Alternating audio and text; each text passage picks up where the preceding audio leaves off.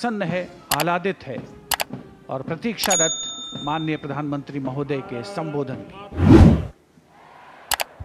भारत माता की, भारत माता की। मेरे प्यारे देशवासियों, मेरे परिवारजन, आज वो शुभ घड़ी है जब हम देश के लिए मर मिटने वाले, देश की आजादी के लिए अपना जीवन समर्पित करने वाले, आजीवन संघर्ष करने वाले, फांसी के तख्त पर चढ़कर के भारत मां की जय के नारे लगाने वाले अनगिनत आजादी के दीवानों को नमन करने का ये पर्व है, उनका पुण्य स्मरण करने का पर्व है। आजादी के दीवानों ने आज हमें आजादी के इस पर्व में स्वतंत्रता की सांस लेने के लिए सौभाग्य दिया है। यह देश उनका ऋणी है। ऐसे हर महापुरुष के प्रति हम अपना श्रद्धा भाव व्यक्त करते हैं। मेरे प्यारे देशवासियों, आज जो महानुभाव राष्ट्र रक्षा के लिए और राष्ट्र निर्माण के लिए पूरी लगन से, पूरी प्रतिबद्धता के साथ देश की रक्षा भी कर रहे हैं, देश को नई ऊंचाई पर ले जाने का प्रयास भी कर रहे हैं। चाहे वो हमारा किसान हो, हमारा जवान हो, हमारे नौजवानों का हौसला हो, हमारी माताओं बहनों का योगदान हो, दलित हो, पीड़ित हो, शोषित हो, वंचित हो, अभावों के बीच भी स्वतंत्रता के प्रति उसकी निष्ठा, लोकतंत्र के प्रति उसकी श्रद्धा, ये पूरे विश्व के लिए एक प्रेरक घटना है। मैं आज ऐसे सभी को आदरपूर्वक नमन करता हूं। प्यारे देशवासियों, इस वर्ष और पिछले कुछ वर्षों से प्राकृतिक आपदा के कारण हम सबकी चिंता बढ़ती चली जा रही है। प्राकृतिक आपदा में अनेक लोगों ने अपने परिवारजन खोए हैं, संपत्ति खोई है, राष्ट्र ने भी पारावार नुकसान भोगा है। मैं आज उन सब के प्रति अपनी संवेदना व्यक्त करता हूं और मैं उन्हें विश्वास दिलाता हूं कि यह देश इस संकट की घड़ी में उन सब के साथ खड़ा है। मेरे प्यारे देशवासियों, हम जरा आजादी के पहले के वो दिन याद करें। सैकड़ों साल की गुलामी, हर कालखंड संघर्ष का रहा। युवा हो, बुजुर्ग हो, किसान हो, महिला हो, आदिवासी हो, उन्होंने गुलामी के खिलाफ जंग लड़ते रहे, अविरत जंग लड़ते रहे। इतिहास गवाह है कि 1857 के स्वतंत्रता संग्राम जिसको हम याद करते हैं, उसके पूर्व भी हमारे देश के कई आदिवासी क्षेत्र थे जहां आजादी का जंग लड़ा जाता था। साथियों, गुलामी का इतना लंबा कालखंड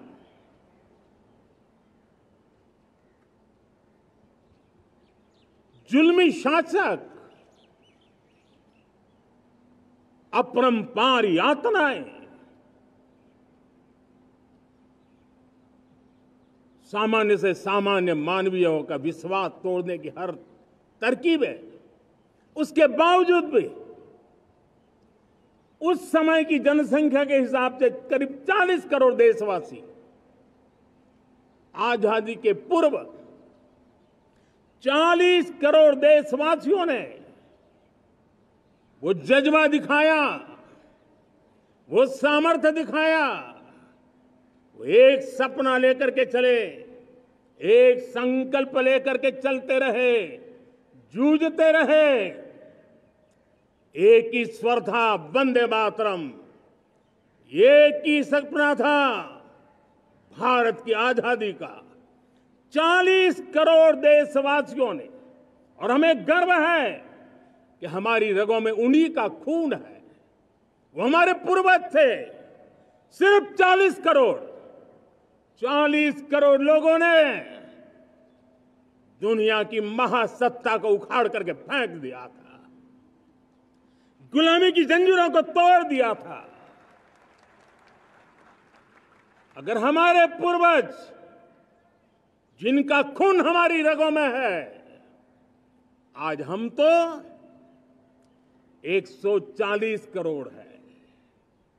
अगर 40 करोड़ गुलामी की बेड़ियों को तोड़ सकते हैं, अगर 40 करोड़ आजादी के सपने को पूर्ण कर सकते हैं, आजादी लेकर के रह सकते हैं, तो 140 करोड़ देश के मेरे नागरिक,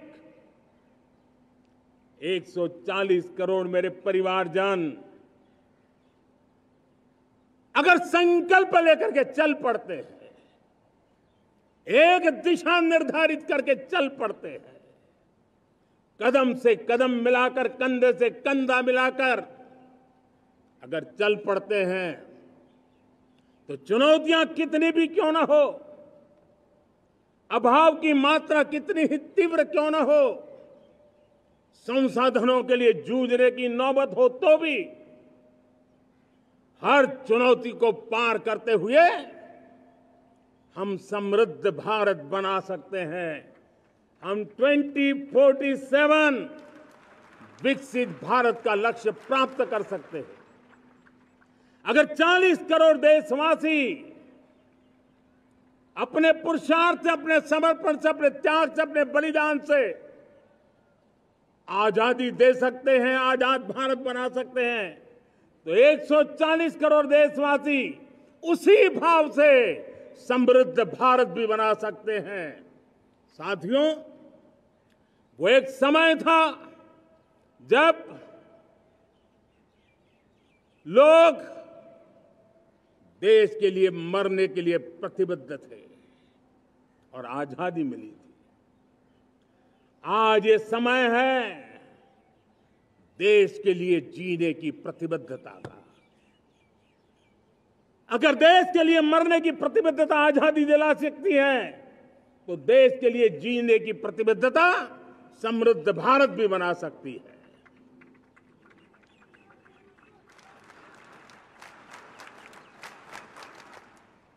साथियों, विकसित भारत 2047 इस तरफ भाषण के शब्द नहीं है, इसके पीछे कठोर परिश्रम चल रहा है। देश के कोटि कोटि जनों के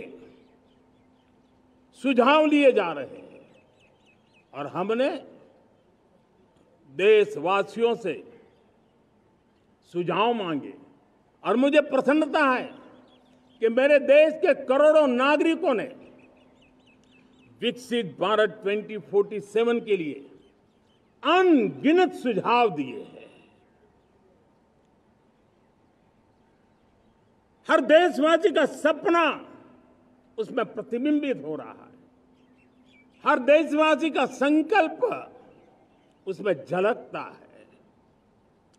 युवा हो, बुजुर्ग हो, गांव के लोग हो, शहर के लोग हो, किसान हो, कामदार हो, दलित हो, आदिवासी हो, पहाड़ों में रहने वाले लोग, शहरों में रहने वाले लोग हैं, हर किसी ने 2047 में जब देश आजादी का 100 साल मनाएगा तब तक विकसित भारत के लिए अनमोल सुझाव दिए हैं।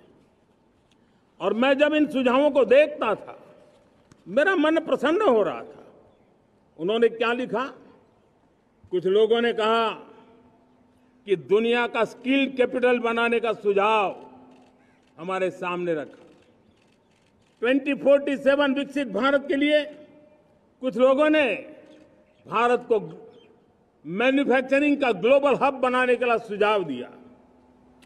कुछ लोगों ने भारत की हमारी यूनिवर्सिटीज ग्लोबल बने इसके लिए सुझाव दिया। कुछ लोगों ने यह भी कहा कि क्या आजादी के इतने सालों के बाद हमारा मीडिया ग्लोबल नहीं होना चाहिए। कुछ लोगों ने यह भी कहा कि हमारा स्किल्ड युवा विश्व की पहली पसंद बनना चाहिए। कुछ लोगों ने सुझाव दिया भारत को जल्द से जल्द जीवन के हर क्षेत्र में आत्मनिर्भर बनना चाहिए।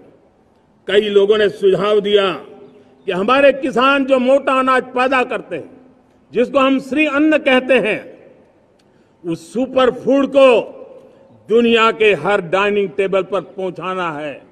हमें विश्व के पोषण को भी बल देना है और भारत के छोटे किसानों को भी मजबूती देनी है।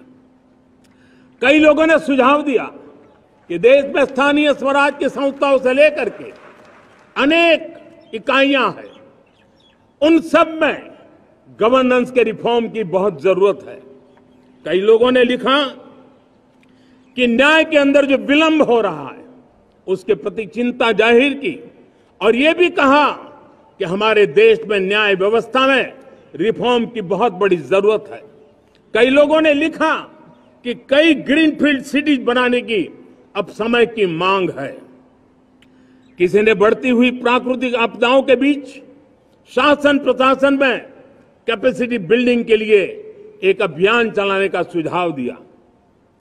बहुत सारे लोगों ने यह सपना भी देखा है कि अंतरिक्ष में भारत का स्पेस स्टेशन जल्द से जल्द बनना चाहिए। किसी ने कहा भारत की जो पारंपरिक ट्रेडिशनल मेडिसिन है, हमारी औषधि है, दुनिया जब आज होलिस्टिक हेल्थ केयर की तरफ जा रही है तब हमें भारत की पारंपरिक औषधियां और वेलनेस हब के रूप में भारत को विकसित करना चाहिए। कोई कहते हैं कि अब देर नहीं होनी चाहिए, भारत जल्द से जल्द दुनिया की तीसरी सबसे बड़ी इकोनॉमी बनना चाहिए। साथियों, मैं इसलिए पढ़ रहा था कि मेरे देशवासियों ने सुझाव दिए, मेरे देश के सामान्य नागरिक ने ये सुझाव हमें दिए हैं। मैं समझता हूं जब देशवासियों की इतनी विशाल सोच हो, देशवासियों के इतने बड़े सपने हो, देशवासियों की इन बातों में जब संकल्प झलकते हो तब हमारे भीतर एक नया संकल्प दृढ़ बन जाता है, हमारे मन में आत्मविश्वास नई ऊंचाई पर पहुंच जाता है। और साथियों, देशवासियों का ये भरोसा सिर्फ कोई इंटेलेक्चुअल डिबेट नहीं है, ये भरोसा अनुभव से निकला हुआ है। ये विश्वास लंबे कालखंड के परिश्रम की पैदावार है और इसलिए देश का सामान्य मानव याद करता है। जब लाल किले से कहा जाता है कि हिंदुस्तान के 18,000 गांवों में समय सीमा में बिजली पहुंचाएंगे और वो काम हो जाता है, तब भरोसा मजबूत हो जाता है। जब ये तय होता है कि आजादी के इतने सालों के बाद भी 2.5 करोड़ परिवार ऐसे हैं जहां बिजली नहीं है, वो अंधेरे में जिंदगी गुजारते हैं। 2.5 करोड़ घरों में बिजली पहुंच जाती है, तब सामान्य मानवीय का भरोसा बढ़ जाता है। जब बारीकी से स्वच्छ भारत की बात कही जाए, तब इस देश के अग्रिम हरोड़ पंक्ति में बैठे हुए लोग हो, गांव के लोग हो, गरीब बस्ती में रहने वाले लोग हो, छोटे छोटे बच्चे हो, हर परिवार के अंदर स्वच्छता का वातावरण बन जाए, स्वच्छता की चर्चा हो, स्वच्छता के संदर्भ में एक दूसरे को रोक टोकने का निरंतर प्रयास चलता रहे। मैं समझता हूं कि ये भारत के अंदर आई हुई नई चेतना का प्रतिबिंब है। जब देश के सामने लाल किले से कहा जाए कि आज हमारे परिवारों में 3 करोड़ परिवार ऐसे हैं जिनके घर में नल से जल मिलता है, आवश्यक है हमारे इन परिवारों को पीने का शुद्ध पानी पहुंचे। जल जीवन मिशन के तहत इतने कम समय में नए 12 करोड़ परिवारों को जल जीवन मिशन के तहत नल से जल पहुंच रहा है।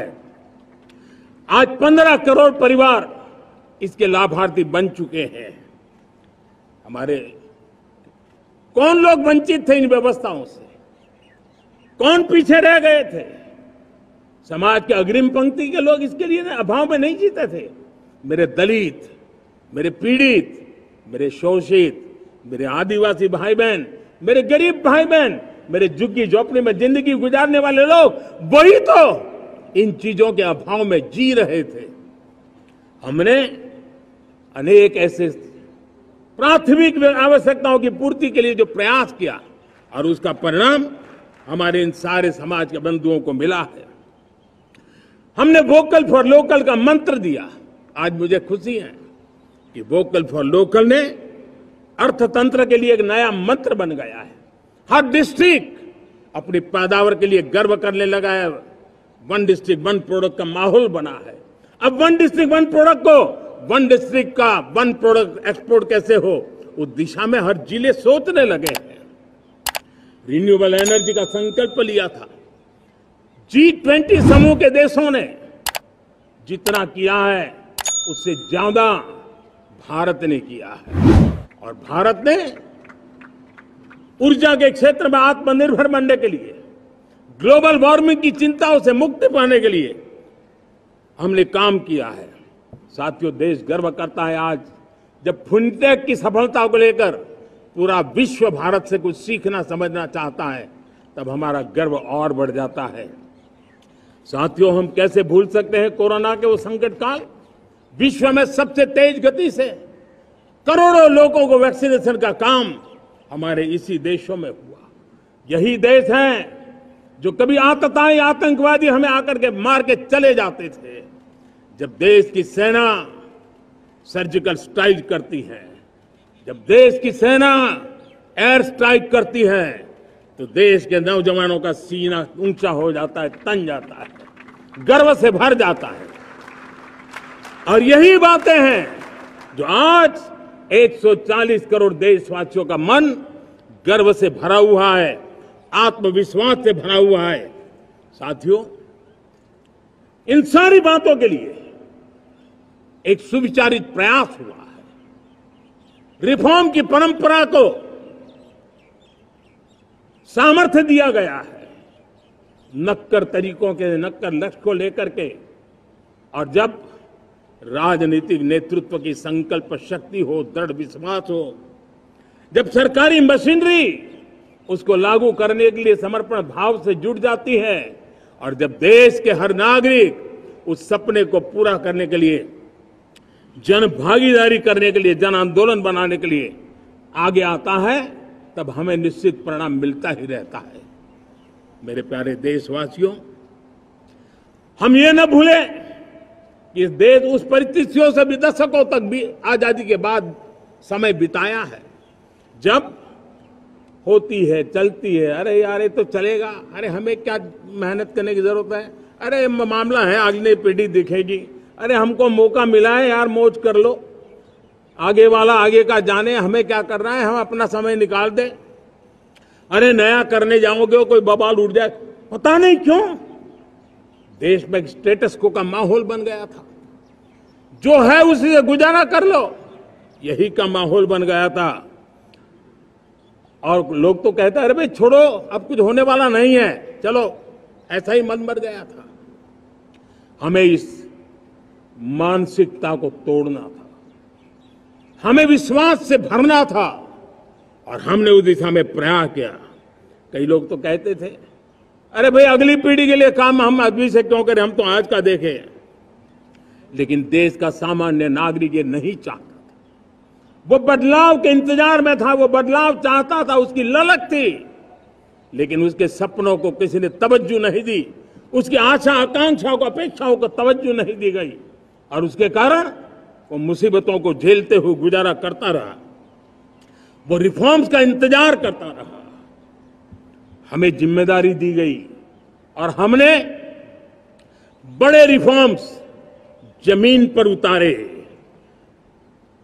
गरीब हो, मिडिल क्लास हो, हमारे वंचित लोग हो, हमारी बढ़ती जाती शहरी आबादी हो, हमारे नौजवानों के सपने हो, संकल्प हो, आकांक्षाएं हो, उनके जीवन में बदलाव लाने के लिए रिफॉर्म का मार्ग हमने चुना। और मैं देशवासियों को विश्वास दिलाना चाहता हूं, रिफॉर्म के प्रति हमारी जो प्रतिबद्धता है वो पिंक पेपर के एडिटोरियल के लिए सीमित नहीं है। हमारे रिफॉर्म्स की ये प्रतिबद्धता है, वो 4 दिन की वाहवाही के लिए नहीं है। हमारी रिफॉर्म्स की प्रक्रिया किसी मजबूरी में नहीं है, देश को मजबूती देने के इरादे से है। और इसलिए मैं आज कह सकता हूं, रिफॉर्म का हमारा मार्ग एक प्रकार से ग्रोथ की ब्लूप्रिंट बनी हुई है। ये हमारा रिफॉर्म, ये ग्रोथ, ये बदलाव, ये सिर्फ डिबेट क्लब के लिए, इंटेलेक्चुअल सोसाइटी के लिए, एक्सपर्ट लोगों के लिए सिर्फ चर्चा का विषय नहीं है। साथियों, हमने राजनीतिक मजबूरी के कारण नहीं किया है।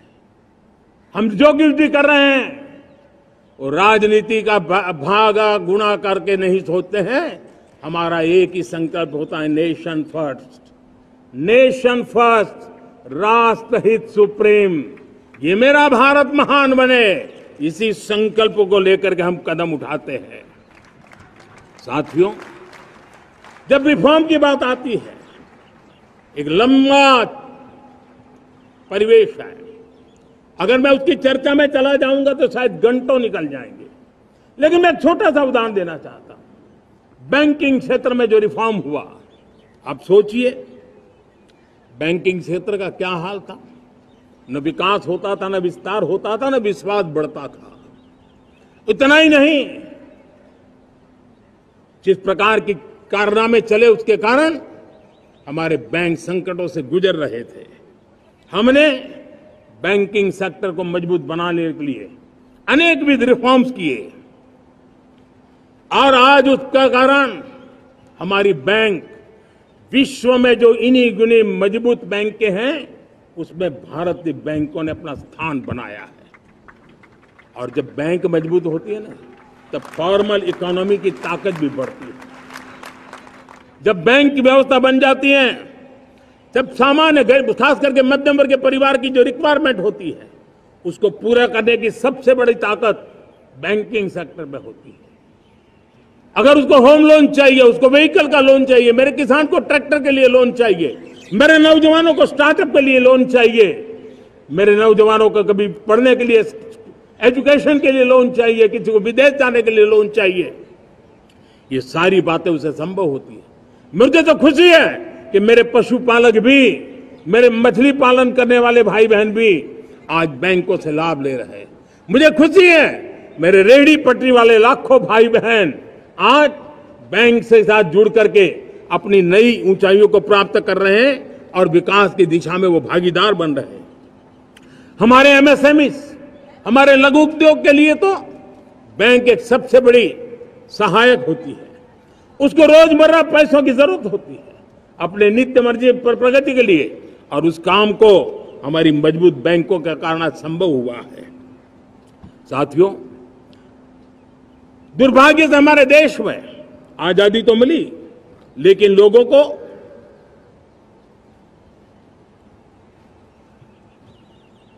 एक प्रकार से माई बाप कल्चर से गुजरना पड़ा। सरकार के पास मांगते रहो, सरकार के पास हाथ फैलाते रहो, किसी की सिफारिश के लिए रास्ते खोजते रहो, वही कल्चर डेवलप हुआ था। आज हमने गवर्नेंस के इस मॉडल को बदला है। आज सरकार खुद लाभार्थी हितार्थी के पास जाती है। आज सरकार खुद उसके घर गैस का चूल्हा पहुंचाती है। आज सरकार खुद उसके घर पानी पहुंचाती है। आज सरकार खुद उसके घर बिजली पहुंचाती है। आज सरकार खुद उसको आर्थिक मदद दे करके विकास के नए आयामों को सर करने के लिए प्रेरित करती है, प्रोत्साहित करती है। आज सरकार खुद नौजवान के स्किल डेवलपमेंट के लिए अनेकविध कदम उठा रही है। साथियों, बड़े रिफॉर्म्स के लिए हमारी सरकार बहुत ही प्रतिबद्ध है और हम इसी के द्वारा देश में प्रगति की राह को चुनना चाहते हैं। साथियों, देश में नई व्यवस्थाएं बन रही है। देश को आगे ले जाने के लिए अनेकविध नीतियों को, अनेकविध पॉलिसीज को निरंतर बनाया जाए और नए सिस्टम पर देश का भरोसा भी बढ़ता रहता है, निरंतर बढ़ता रहता है। आज जो 20-25 साल का नौजवान है, जो 10 साल पहले जब 12-15 साल की उम्र का नौजवान था, उसने अपनी आंखों के सामने ये बदलाव देखा है। 10 साल के भीतर भीतर उसके सपनों को आकार मिला है, धार मिली है और उसके आत्मविश्वास में एक नई चेतना जगी है और वही देश का एक नया सामर्थ्य के रूप में उभरना है। आज विश्व भर में भारत की साख बढ़ी है, भारत के प्रति देखने का नजरिया बदला है। आज विश्व में युवाओं के लिए संभावनाओं के द्वार खुले हैं। रोजगार के अनगिनत नए अवसर जो शायद आजादी के इतने सालों के बाद भी नहीं आए थे, वो आज उनके दरवाजे पर दस्तक दे रहे हैं। संभावनाएं बढ़ती गई हैं, नए मौके बन रहे हैं। मेरे देश के युवाओं को अब धीरे धीरे चलने का इरादा नहीं है। मेरा देश का नौजवान इंक्रीमेंटल प्रगति में विश्वास नहीं करता। मेरा देश का नौजवान छलांग मारने के मूड में है। वो छलांग मार के नई सिद्धियों को प्राप्त करने के मूड में है।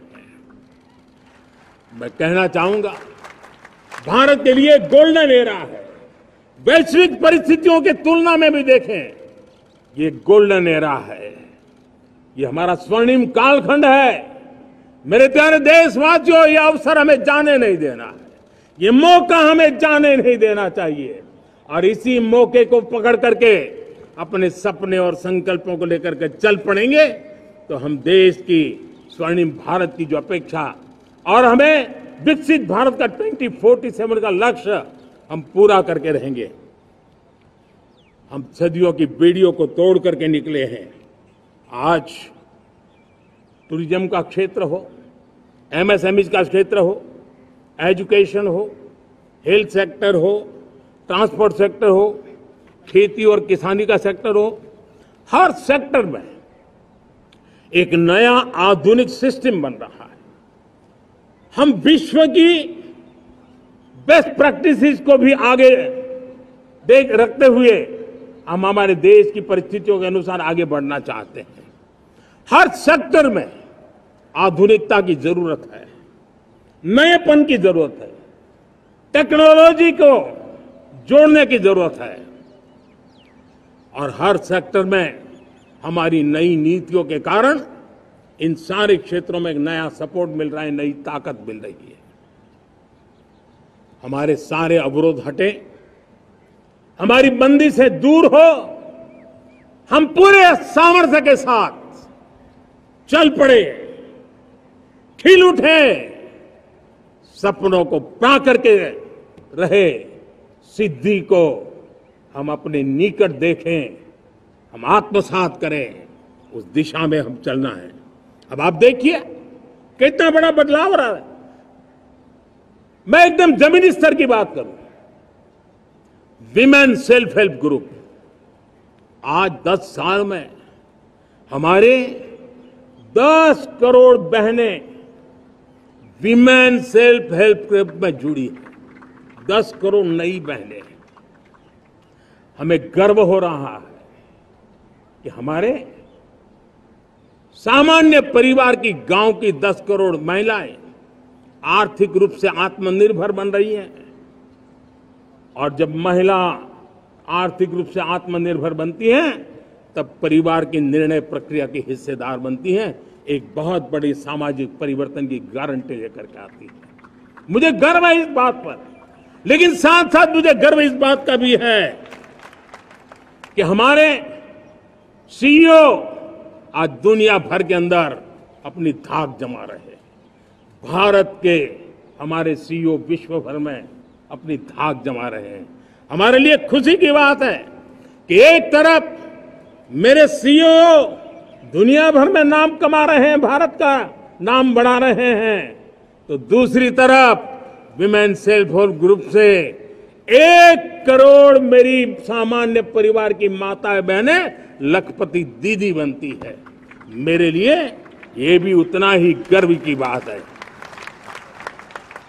अब हमने सेल्फ हेल्प ग्रुप को 10 लाख रुपए से 20 लाख रुपए देने का निर्णय किया है। अब तक 9 लाख करोड़ रुपए बैंकों के माध्यम से हमारे इन विमेन सेल्फ हेल्प ग्रुप को मिले हैं, और जिसकी मदद से वो अपने अनेकविध कामों को बढ़ावा रहे हैं। मेरे साथियों, मेरे नौजवान इस तरफ ध्यान दें। स्पेस सेक्टर एक फ्यूचर है हमारे साथ जुड़ा हुआ, एक महत्वपूर्ण पहलू है। हम उस पर भी बल दे रहे हैं। हमने स्पेस सेक्टर में बहुत रिफॉर्म किए हैं। जिन बंधनों में हमने स्पेस सेक्टर को बांध के रखा था, उसे हमने खोल दिया है। आज सैकड़ों स्टार्टअप्स स्पेस के सेक्टर में आ रहे हैं। वाइब्रेंट बनता जाता हमारा स्पेस सेक्टर भारत को एक शक्तिशाली राष्ट्र बनाने का एक महत्वपूर्ण अंग है, और हम इसको दूर की सोच के साथ मजबूती दे रहे हैं। आज private satellite, private rocket launch हो रहे हैं। ये गर्व की बात है। आज मैं कह सकता हूं, जब नीति सही होती है, नियत सही होती है और पूर्ण समर्पण से राष्ट्र का कल्याण यही मंत्र होता है, तो निश्चित परिणाम हम प्राप्त करके रहते हैं। मेरे प्यारे देशवासियों, आज देश में नए अवसर बने, तब मैं कह सकता हूं 2 चीजें और हुई जिसने विकास को एक गति दी है, विकास को एक नई छलांग दी है। और ये है, पहला है आधुनिक इंफ्रास्ट्रक्चर का निर्माण। हमने इंफ्रास्ट्रक्चर को आधुनिक बनाने की दिशा में बहुत बड़े कदम उठाए हैं। और दूसरी तरफ सामान्य मानवीय के जीवन में जो बाधाएं हैं, ईज ऑफ लिविंग का हमारा जो सपना है, उस पर भी हमने उतना ही बल दिया है। पिछले 1 दशक में अभूतपूर्व इंफ्रास्ट्रक्चर का विकास हुआ है। रेल हो, रोड हो, एयरपोर्ट हो, पोर्ट हो, ब्रॉडबैंड कनेक्टिविटी हो, गांव-गांव नए स्कूल बनाने की बात हो, जंगलों में स्कूल बनाने की बात हो, दूर सुदूर इलाकों में अस्पताल बनाने की बात हो, आरोग्य मंदिर बनाने की बात हो, मेडिकल कॉलेजों का काम हो, आयुष्मान आरोग्य मंदिरों का निर्माण चलता हो, 60,000 से ज्यादा अमृत सरोवर बने हो, 2 लाख पंचायतों तक ऑप्टिकल फाइबर नेटवर्क पहुंचा हो, नहरों का एक बहुत बड़ा जाल बिछाया जा रहा हो, 4 करोड़ पक्के घर बनना, गरीबों को एक नया आश्रय मिलना, 3 करोड़ नए घर बनाने के संकल्प के साथ आगे बढ़ने की हमारी कोशिश हो। हमारा पूर्वी भारत, नॉर्थ ईस्ट, उसका इलाका आज इंफ्रास्ट्रक्चर के लिए जाने जाना लगा है। और हमने ये जो कायाकल्प किया है, उसका सबसे बड़ा लाभ समाज के उन वर्गों तक हम पहुंचे हैं जो ग्रामीण सड़कें वहां बनी है जिनकी तरफ कोई देखता नहीं था, जिस इलाकों को नहीं देखता था, जिन गांवों को नहीं देखता था, दलित हो, पीड़ित हो, शोषित हो, वंचित हो, पिछड़े हो, आदिवासी हो, जंगल में रहने वाले हो, दूर सुदूर पहाड़ों में रहने वाले हो, सीमावर्ती स्थान पर रहने वाले हो, हमने उनकी आवश्यकता की पूर्ति की है। हमारे मछुआरे भाई बहनों की आवश्यकताओं को पूरा करना, हमारे पशुपालकों के जीवन को बदलना, एक प्रकार से सर्वांगीण विकास का प्रयास हमारी नीतियों में रहा, हमारी नीयत में रहा है, हमारे रिफॉर्म में रहा है, हमारे कार्यक्रमों में रहा है, हमारी कार्यशैली में रहा है। और उस सबसे बड़ा लाभ मेरे युवाओं को होता है। उनको नए नए अवसर मिलते हैं, नए नए क्षेत्र में कदम रखने का उसके लिए संभावनाएं बन जाती है, और वही तो सबसे ज्यादा रोजगार दे रहा है। और सबसे ज्यादा रोजगार प्राप्त करने का अवसर इन्हीं समय में उनको मिला है। हमारा जो मध्यम वर्गीय परिवार है, मध्यम वर्गीय परिवार को क्वालिटी ऑफ लाइफ, वो स्वाभाविक उसकी अपेक्षा रहती है। वो देश के लिए बहुत देता है, तो देश का भी दायित्व है कि उसकी जो क्वालिटी ऑफ लाइफ पे जो उसकी अपेक्षाएं हैं, सरकार की कठिनाइयों से मुक्ति की उसकी जो अपेक्षाएं हैं, उसको पूर्ण करने के लिए हम निरंतर प्रयास करते हैं। और मैंने तो सपना देखा है कि 2047 जब विकसित भारत का सपना होगा, तो उसकी एक इकाई ये भी होगी कि सामान्य मानव के जीवन में सरकार की दखलें कम हो, जहां सरकार की जरूरत हो वहां अभाव न हो, और जहां सरकार की बेकारण प्रभाव भी न हो, इस प्रकार की व्यवस्था पर हम प्रतिबद्ध हैं। मेरे प्यारे देशवासियों, हम छोटी छोटी जरूरतों पर भी ध्यान देते हैं, हम छोटी छोटी आवश्यकताओं पर ध्यान देते हैं, और उसको लेकर हम चलते हैं। चाहे हमारे गरीब का घर का चूल्हा जलता रहे, गरीब की मां को कभी आंसू पी करके सोना न पड़े, और इसके लिए मुफ्त इलाज की योजना हमारी चल रही है। बिजली, पानी, गैस अब सैचुरेशन के मूड पर है, और जब हम सैचुरेशन की बात करते हैं वो 100% होता है। जब सैचुरेशन होता है तो उसको जातिवाद का रंग नहीं लगता है। जब सैचुरेशन होता है तो उसमें पांथिकता का रंग नहीं लगता है। जब सैचुरेशन का मंत्र होता है तब सच्चे अर्थ में सबका साथ सबका विकास का मंत्र साकार होता है। लोगों के जीवन में सरकार की दखल कम हो, उस दिशा में हमने हजारों कंप्लायंसेस के लिए सरकार सामान्य मानवी पर बोझ डालती थी, उन सारे कंप्लायंसेस को दूर किया। हमने देशवासियों के लिए 1,500 से ज्यादा कानूनों को खत्म कर दिया, ताकि कानूनों की जंजाल के अंदर देशवासियों को फंसना न पड़े। हमने छोटी छोटी गलतियों के कारण ऐसे कानून बने थे, उनको जेल में अंदर धकेल दिया जाए। हमने उन छोटे छोटे कारणों से जेल जाने के जो परंपराएं थी, उन सारे कानूनों को नष्ट कर दिया, और उसको कानूनों को जेल भेजने के प्रावधान को व्यवस्था से बाहर कर दिया है। आज हमने जो आजादी की विरासत के गर्व की बात हम जो करते हैं, सदियों से हमारे पास जो क्रिमिनल लॉ थे, आज हमने उसको नए क्रिमिनल लॉ, जिसको हमने न्याय संहिता के रूप में, और जिसके मूल में दंड नहीं और नागरिक को न्याय, इस भाव को हमने प्रबल बनाया है। ईज ऑफ लिविंग बनाने के लिए देशव्यापी मिशन में काम करे। हर लेवल पर मैं सरकार के प्रतिनिधियों का आह्वान करता हूं। मैं जनप्रतिनिधि, वो किसी भी दल के क्यों न हो, किसी भी राज्य के क्यों न हो, सबसे आग्रह करता हूं कि हमने एक मिशन मोड में ईज ऑफ लिविंग के लिए कदम उठाने चाहिए। मैं हमारे युवाओं को, प्रोफेशनल्स को, सबको मैं कहना चाहता हूं, आप अपने स्थान पर जहां पर आपको छोटी छोटी दिक्कतें होती है, आप उसके सॉल्यूशन को लेकर के सरकार को चिट्ठी लिखते रहिए। सरकार को बताइए कि बिना कारण की कठिनाई आए, उसको दूर करने से कोई नुकसान नहीं है। मैं पक्का मानता हूं आज सरकारें संवेदनशील है। हर सरकार, स्थानीय स्वराज्य की संस्था होगी या राज्य सरकार होगी या केंद्र सरकार होगी, उसको तवज्जो देगी। गवर्नेंस में रिफॉर्म्स, ये हमें विकसित भारत 2047 के सपने के लिए हमने उसको जोर लगा करके आगे बढ़ाना होगा, ताकि सामान्य मानवी के जीवन में अवकाश ही अवकाश पैदा हो, रुकावटें खत्म होती चली जाए। नागरिकों का डिग्निटी ऑफ सिटीजन, नागरिकों के जीवन में सम्मान मिले। डिलीवरी के संबंध में कभी किसी को ये कहने की मोहब्बत ना आया कि ये तो मेरा हक था कि मुझे मिला नहीं, उसको खोजना न पड़े। सरकार के गवर्नेंस में डिलीवरी सिस्टम को और मजबूती चाहिए। आप देखिए देश में जब हम रिफॉर्म की बात करते हैं, आज देश में करीब करीब 3 लाख संस्थाएं काम कर रही है, चाहे पंचायत हो, नगर पंचायत हो, नगर पालिका हो, महानगर पालिका हो, यूटी हो, स्टेट हो, डिस्ट्रिक्ट हो, केंद्र, छोटी मोटी 3 लाख करीब करीब इकाइयां हैं। अगर ये हमारे 3 लाख इकाइयों को मैं आज आह्वान करता हूं कि अगर आप साल में अपने स्तर पर जिन चीजों की जरूरत है सामान्य मानव के लिए 2 रिफॉर्म करें, ज्यादा नहीं कह रहा हूं मेरे साथियों, एक पंचायत हो, एक राज्य सरकार हो, कोई विभाग हो, सिर्फ 1 साल में 2 रिफॉर्म और उसको जमीन पर उतारें। आप देखिए, हम देखते ही देखते 1 साल में करीब करीब 25-30 लाख रिफॉर्म कर सकते हैं। जब 25-30 लाख रिफॉर्म हो जाए तब सामान्य मानवी का विश्वास कितना बढ़ जाएगा, उसकी शक्ति राष्ट्र को नई ऊंचाई पर ले जाने में कितनी काम आएगी।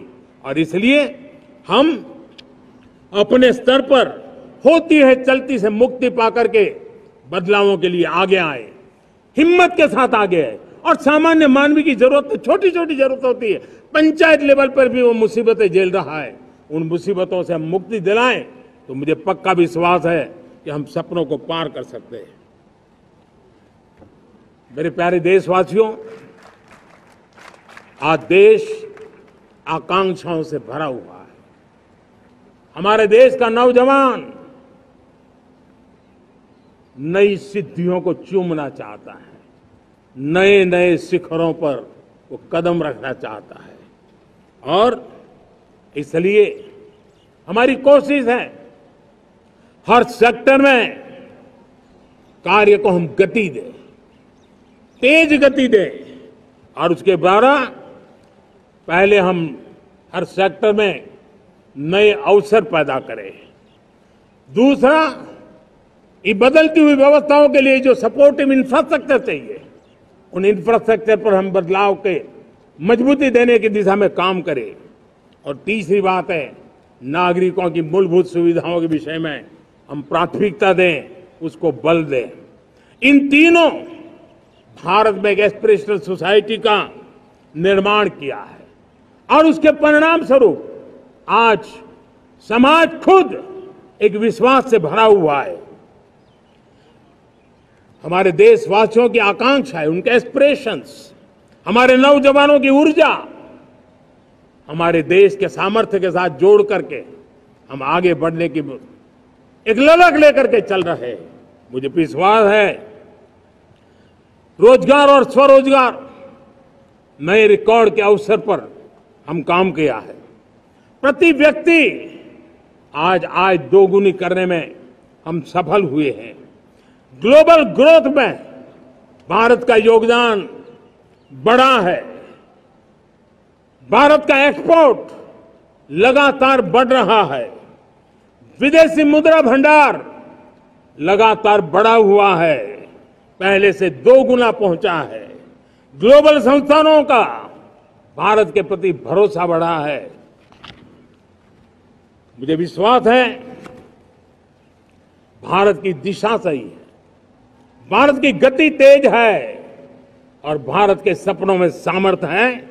लेकिन इन सबके साथ संवेदनशीलता का हमारा मार्ग हमारे लिए ऊर्जा में एक नई चेतना भरता है। मम भाव हमारे कार्य की शैली है। समभाव भी चाहिए, मम भाव भी चाहिए, उसको लेकर के हम चल रहे हैं। साथियों, मैं जब कोरोना काल को याद करता हूं, कोरोना की वैश्विक महामारी के बीच सबसे तेजी से इकोनॉमी को बेहतर बनाने वाला कोई देश है तो वो देश भारत है। तब लगता है कि हमारी दिशा सही है। जब जात पात मत पंथ ऊपर उठकर हर घर तिरंगा फहराया जाता है, तब लगता है देश की दिशा सही है। आज पूरा देश तिरंगा है, हर घर तिरंगा है। न कोई जात है, न कोई पात है, न कोई ऊंच है, न कोई नीच है, सभी भारतीय है। यही तो हमारी दिशा की ताकत है। जब हम 25 करोड़ लोगों को गरीबी से बाहर निकालते हैं, तब हमारा विश्वास पक्का हो जाता है कि हमने गति को बराबर मेंटेन किया है और सपनों को साकार करना दूर नहीं है। जब 100 से अधिक आकांक्षी जिले अपने अपने राज्य के अच्छे जिलों की स्पर्धा कर रहे हैं, बराबरी करने लगे हैं, तो हमें लगता है कि हमारी दिशा और गति दोनों सामर्थ्यवान है। जब हमारे उन आदिवासी साथियों को वो मदद मिलती है, पीएम जनमन के द्वारा उनको जो योजनाएं पहुंची थी, आबादी बहुत छोटी है लेकिन बहुत दूर सुदूर इलाकों में छुटपुट परिवार रहते हैं, हमने उनको खोज के निकाला है, उनके लिए चिंता की है, तब लगता है कि संवेदनशीलता से जब काम करते हैं तब संतोष कितना मिलता है। वर्किंग वुमेन के लिए पेड मैटरनिटी लीव 12 हफ्ते से बढ़ा करके 26 हफ्ते कर देते हैं। तब सिर्फ नारी का सम्मान ही करते इतना नहीं है, नारी के प्रति संवेदनशील भाव से निर्णय करते इतना नहीं, लेकिन उसके गोद में जो बच्चा पला है ना, उसको एक उत्तम नागरिक बनाने के लिए मां की जो जरूरत है उसमें सरकार रुकावट न बने, इस संवेदनशील भावना से उस निर्णय को हम करते हैं। जब मेरे दिव्यांग भाई बहन भारतीय साइन लैंग्वेज की बात हो या तो सुगम्य भारत का अभियान हो, उसको लगता है कि अब मेरी भी डिग्निटी है, मेरे प्रति देश के नागरिक सम्मान के भाव से देखता है। और पैरालंपिक में तो हमारे खिलाड़ी नई नई ताकत दिखाने लगे हैं, तब लगता है कि ये जो मेरा मम भाव है, हम सबका मम भाव है, उसकी ताकत नजर आती है। हमारे ट्रांसजेंडर समाज के प्रति हम जिस संवेदना के साथ निर्णय बना रहे हैं, हम नए नए कानून बना रहे हैं, उनको सम्मान का जीवन देने के लिए हम प्रयास कर रहे हैं, तब बदलाव की हमारी दिशा सही दिखता है। सेवा भाव से किए गए इन कामों का, जो त्रिविध मार्गों से हम चले हुए, इन कामों का एक सीधा सीधा लाभ आज उसके परिणाम के रूप में हमें नजर आ रहा है। 60 साल बाद लगातार तीसरी बार आपने हमें देश सेवा का मौका दिया है। मेरे 140 करोड़ देशवासी, आपने जो आशीर्वाद दिए हैं, उस आशीर्वाद में मेरे लिए एक ही संदेश है, जन जन की सेवा, हर परिवार की सेवा, हर क्षेत्र की सेवा, और सेवा भाव से समाज की शक्ति को साथ लेकर के विकास की नई ऊंचाइयों पर पहुंचना। 2047 विकसित भारत के सपने को लेकर के चलना, उसी एक संदेश को लेकर मैं आज लाल किले की प्राचीर से हमें आशीर्वाद देने के लिए मैं कोटि कोटि देशवासियों का सर झुका करके आभार व्यक्त करता हूं। मैं उनके प्रति नतमस्तक होता हूं और मैं उनको विश्वास दिलाता हूं कि हमें नई ऊंचाइयों को नए जोश के साथ आगे बढ़ना है। हमें सिर्फ जो हो गया है वो संतोष मान करके बैठने वाले हम लोग नहीं हैं, वो हमारे संस्कार में नहीं है। हम कुछ और करने के लिए, कुछ और आगे बढ़ने के लिए और कुछ और नई ऊंचाइयों को पार करने के लिए हम आगे बढ़ना चाहते हैं। विकास को, समृद्धि को, सपनों को साकार करने को, संकल्प को लिए जीवन खपाने को हम अपना स्वभाव बनाना चाहते हैं, देशवासियों का स्वभाव बनाना चाहते हैं। मेरे प्यारे देशवासियों, आज नई शिक्षा नीति बहुतेक मात्राओं में कई राज्यों ने उसको अच्छा इनिशिएटिव लिए है और उसके कारण आज एक 21वीं सदी के अनुरूप हमारी शिक्षा व्यवस्था को जो हम बल देना चाहते हैं और विकसित भारत के सपने के लिए जिस प्रकार से मानव समूह तैयार करना चाहते हैं, नई शिक्षा नीति बहुत बड़ी भूमिका अदा। मैं नहीं चाहता हूं कि मेरे देश के नौजवानों को अब विदेशों में पढ़ने के लिए मजबूर होना पड़े। मध्यम वर्गीय परिवार के लाखों करोड़ों रुपया बच्चों को विदेश पढ़ने के लिए भेजने में खर्च हो जाए। हम यहाँ ऐसी शिक्षा व्यवस्था का विकसित करना चाहते हैं कि मेरे देश के नौजवानों को विदेश जाना न पड़े, मेरे मध्यम वर्गीय परिवारों को लाखों करोड़ रुपया खर्च करना न पड़े। इतना ही नहीं, ऐसे संस्थान निर्माण हो ताकि विदेशों से लोग भारत के अंदर उनका मुंह मोड़े। अभी अभी हमने बिहार का हमारा गौरवप्रद इतिहास रहा है, नालंदा यूनिवर्सिटी का पुनर्निर्माण किया है। फिर से एक बार नालंदा यूनिवर्सिटी काम करना शुरू कर दिया है। लेकिन हमें शिक्षा के क्षेत्र में फिर से एक बार सदियों पुराने उस नालंदा स्पिरिट को जगाना होगा, उस नालंदा स्पिरिट को जीना होगा, उस नालंदा स्पिरिट को लेकर के बड़े विश्वास के साथ विश्व की ज्ञान की परंपराओं को नई चेतना देने का काम हमें करना होगा। मुझे पक्का विश्वास है कि नई शिक्षा नीति ने मातृभाषा पर बल दिया है। मैं राज्य सरकारों से कहूंगा, मैं देश की सभी संस्थानों से कहूंगा कि भाषा के कारण हमारे देश की टैलेंट को रुकावट नहीं आनी चाहिए, भाषा अवरुद्ध नहीं होनी चाहिए। मातृभाषा का सामर्थ्य हमारे देश के छोटे छोटे गरीब से गरीब मां के बेटे को भी सपने पूरा करने का ताकत देता है। और इसलिए हमने हमारी मातृभाषा में पढ़ाई, जीवन में मातृभाषा का स्थान, परिवार में मातृभाषा का स्थान, उसकी ओर हमें बल देना होगा। मेरे प्यारे देशवासियों, जिस प्रकार से आज विश्व का बदलाव नजर आ रहा है और तब जाकर के स्किल का महत्व बहुत बढ़ गया है और हम स्किल को और नई एक ताकत देना चाहते हैं। हम इंडस्ट्री 4.0 को ध्यान में रख करके हम स्किल डेवलपमेंट चाहते हैं। हम जीवन के हर क्षेत्र में, हम एग्रीकल्चर सेक्टर में भी कैपेसिटी बिल्डिंग करके देने के लिए स्किल डेवलपमेंट चाहते हैं। हम तो हमारा सफाई का क्षेत्र हो, उसमें भी एक नए स्किल डेवलपमेंट की ओर बल देना चाहते हैं। और हम स्किल इंडिया प्रोग्राम को बहुत व्यापक रूप से इस बार लेकर के आए हैं।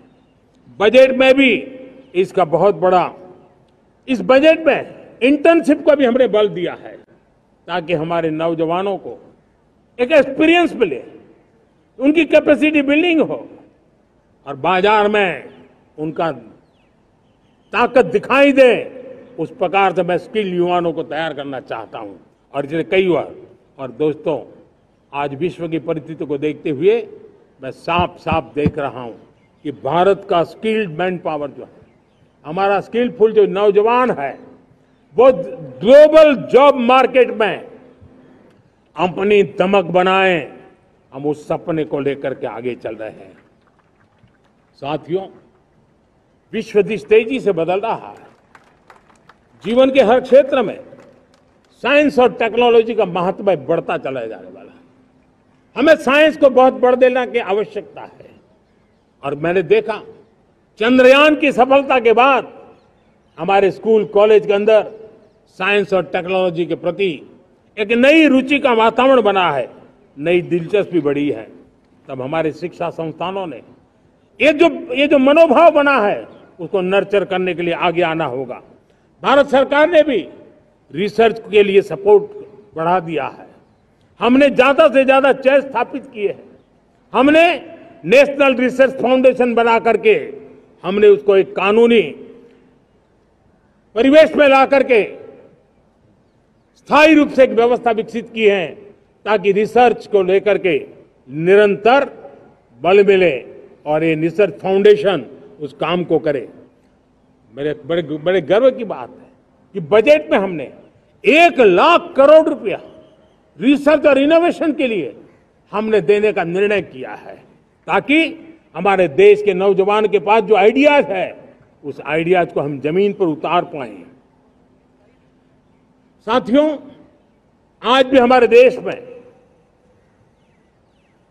मेडिकल एजुकेशन के लिए हमारे बच्चे बाहर जा रहे हैं। वैसा कहा मैंने, बड़े बहुत ज्यादातर मध्यम वर्गीय परिवार के, उनके लाखों करोड़ों रुपए खर्च हो जाते हैं। और तब जाकर के हमने पिछले 10 साल में मेडिकल सीटों को करीब करीब 1 लाख कर दिया। आज मैं करीब करीब 25,000 युवा हर साल विदेश में मेडिकल एजुकेशन के लिए जाते हैं। और ऐसे ऐसे देश में जाना पड़ रहा है, कभी कभी तो मैं सुनता हूं तो हैरान हो जाता हूं। और इसलिए हमने तय किया है कि अगले 5 साल में मेडिकल लाइन में 75,000 नई सीटें बनाई जाएगी। मेरे प्यारे देशवासियों, विकसित भारत 2047 वो स्वस्थ भारत भी होना चाहिए। और जब स्वस्थ भारत हो तो आज जो बच्चे हैं उनके पोषण पर आज से ही ध्यान देने की जरूरत है। और इसलिए हमने विकसित भारत की जो पहली पीढ़ी है उनकी तरफ विशेष ध्यान दे करके हमने पोषण का एक अभियान चला है। हमने राष्ट्रीय पोषण मिशन शुरू किया है। पोषण को हमने प्राथमिकता दी है। मेरे प्यारे देशवासियों, हमारी कृषि व्यवस्था को ट्रांसफॉर्म करना बहुत जरूरी है, समय की मांग है।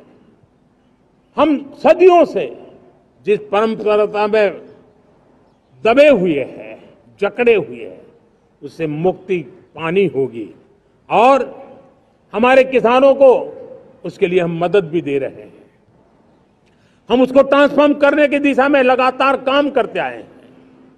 आज आसान ऋण दे रहे हैं किसानों को, टेक्नोलॉजी की मदद दे रहे हैं। किसान जो पैदावार करता है उसको वैल्यू एडिशन के लिए हम काम कर रहे हैं। उसके लिए मार्केटिंग के लिए पूरा प्रबंध करते हैं ताकि उसको एंड टू एंड हर जगह पे हैंड होल्डिंग की व्यवस्था हो। उस दिशा में हम काम कर रहे हैं। आज जब धरती माता के प्रति सारा विश्व चिंतित है, जिस प्रकार से उर्वरक के कारण हमारी धरती माता की शहद दिनों दिन बिगड़ता जा रही है, हमारी धरती माता की उत्पादकता क्षमता खत्म होती चली जा रही है, कम होती चली जा रही है। और उस समय मैं मेरे देश के लाखों किसानों का आभार व्यक्त करना चाहता हूं जिन्होंने प्राकृतिक खेती का रास्ता चुना है और हमारी धरती माता की सेवा करने का भी उन्होंने बीड़ा उठाया है। और इस बार बजट में भी हमने प्राकृतिक खेती को बल देने के लिए बहुत बड़ी योजनाओं के साथ बहुत बड़ा बजट में प्रावधान किया है। मेरे प्यारे देशवासियों, आज दुनिया की स्थिति में देखता हूं, पूरा विश्व होलिस्टिक हेल्थ केयर की तरफ मुड़ रहा है। और तब उनको ऑर्गेनिक फूड ये उनकी प्रथम पसंद बनी है। आज विश्व के लिए ऑर्गेनिक फूड का अगर कोई फूड बास्केट बन सकता है तो मेरे देश का किसान बना सकता है, मेरा देश बन सकता है। और इसलिए हम आने वाले दिनों में उस सपने को लेकर के आगे चलना चाहते हैं ताकि ऑर्गेनिक फूड की जो विश्व की मांग है, उस ऑर्गेनिक फूड का बास्केट हमारा देश कैसे बने, किसानों का जीवन आसान बने, गांव में टॉप क्लास इंटरनेट कनेक्टिविटी मिले, किसानों को स्वास्थ्य सुविधाएं मिले, किसान के बच्चों को पढ़ने के लिए स्मार्ट स्कूल अवेलेबल हो, किसान के बच्चों को रोजगार उपलब्ध हो। छोटी छोटे खेती के टुकड़ों पर पूरा परिवार आज जीना बड़ा मुश्किल हो रहा है, तब उनके नौजवानों के लिए वो स्किल मिले ताकि उनके नए रोजगार मिले, नए आय के साधन बने। इसका एक कॉम्प्रिहेंसिव प्रयास हम कर रहे हैं। बीते वर्षों में वुमेन लेड डेवलपमेंट मॉडल पर हमने काम किया है। इनोवेशन हो, एम्प्लॉयमेंट हो, एंटरप्रेन्योरशिप हो, हर सेक्टर में महिलाओं के कदम बढ़ते जा रहे हैं। महिलाएं सिर्फ भागीदारी बढ़ा रही है ऐसा नहीं, महिलाएं नेतृत्व दे रही है। आज अनेक क्षेत्रों में, आज हमारे रक्षा क्षेत्र में देखिए, हमारा एयरफोर्स हो, हमारी आर्मी हो, हमारी नेवी हो, हमारा स्पेस सेक्टर हो, आज हमारी महिलाओं का हम दमखम देख रहे हैं देश के लिए। लेकिन दूसरी तरफ कुछ चिंता की बातें भी आती हैं। और मैं आज लाल किले से फिर बार एक अपनी पीड़ा व्यक्त करना चाहता हूं। एक समाज के नाते हमें गंभीरता से सोचना होगा कि हमारी माताओं, बहनों, बेटियों के प्रति जो अत्याचार हो रहे हैं, उसके प्रति देश का आक्रोश है, जन सामान्य का आक्रोश है। इस आक्रोश को मैं महसूस कर रहा हूं।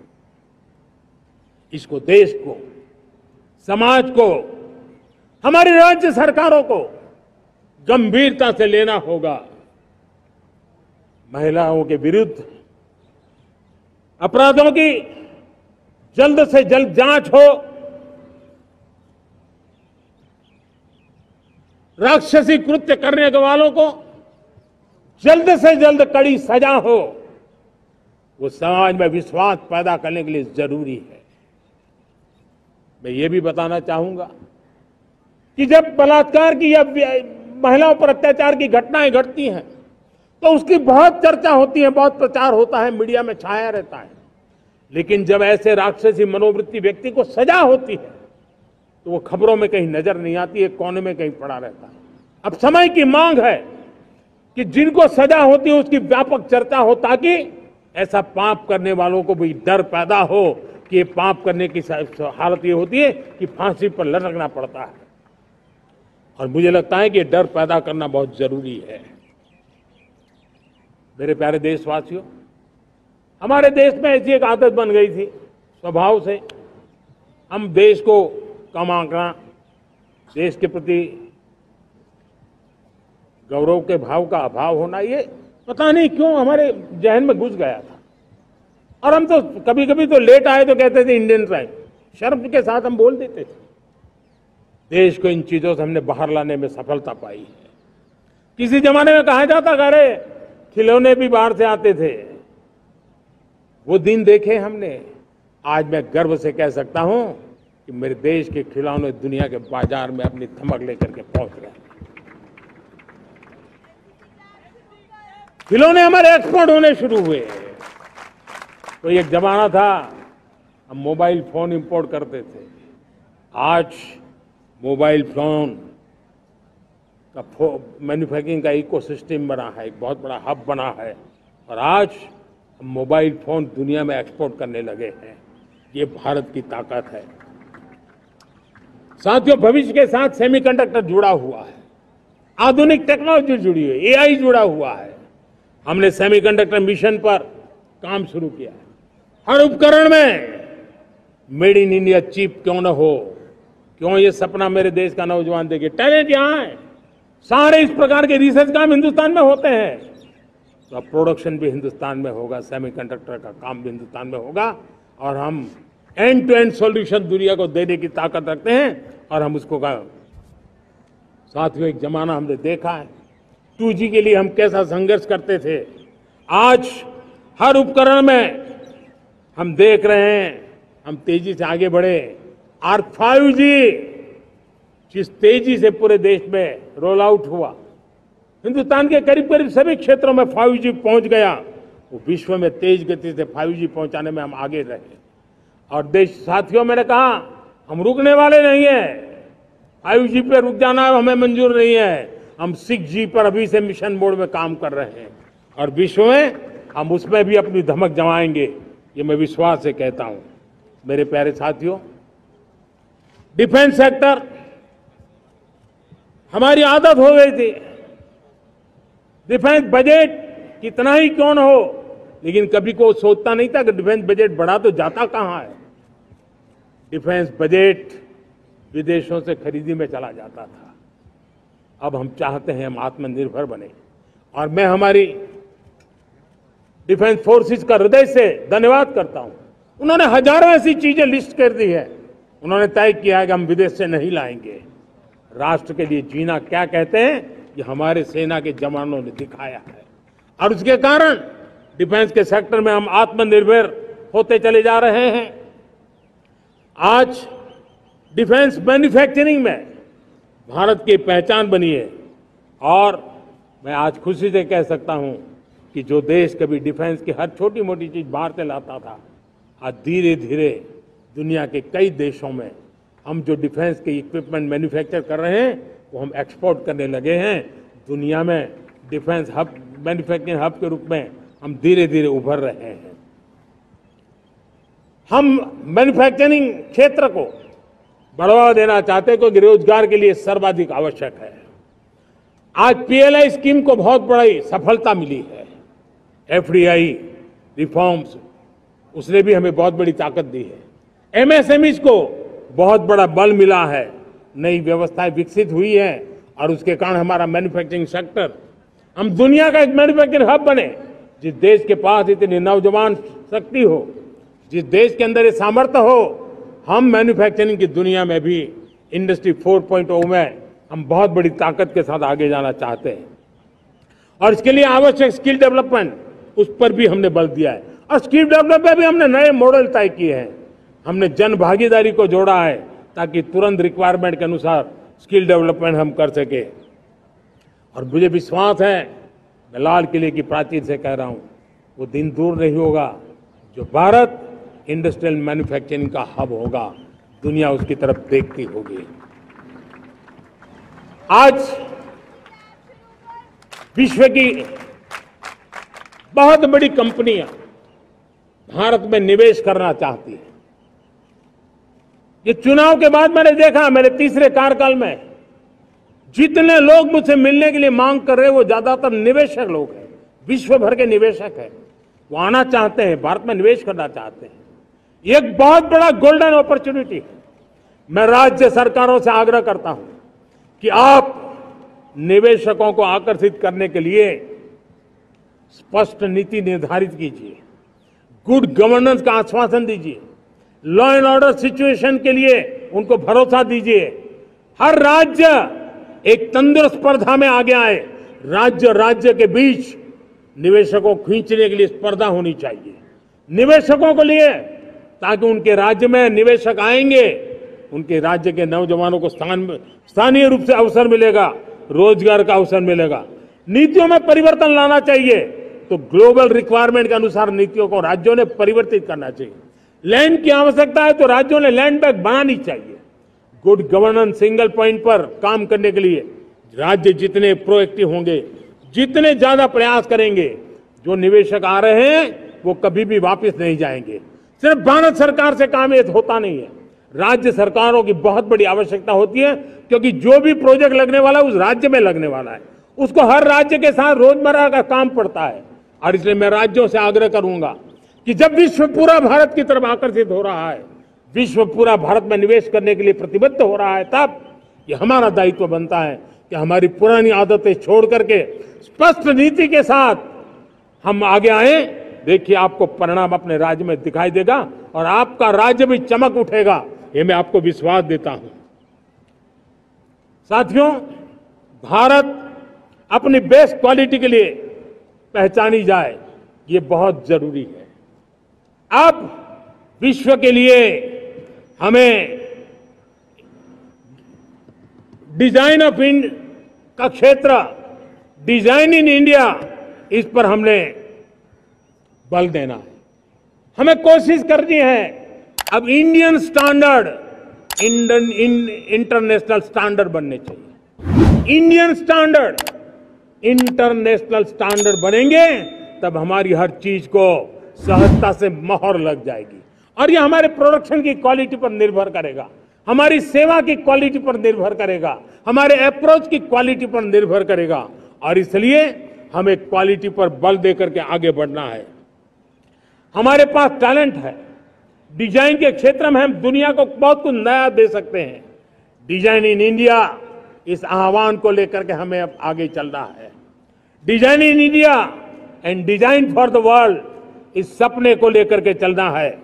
मैं देख रहा हूं गेमिंग की दुनिया का बहुत बड़ा मार्केट खड़ा हुआ है, लेकिन आज भी गेमिंग की दुनिया पर प्रभाव, खास करके उन खेलों को बनाने वाले लोग, प्रोडक्ट करने वाले लोग, विदेशी कमाई होती।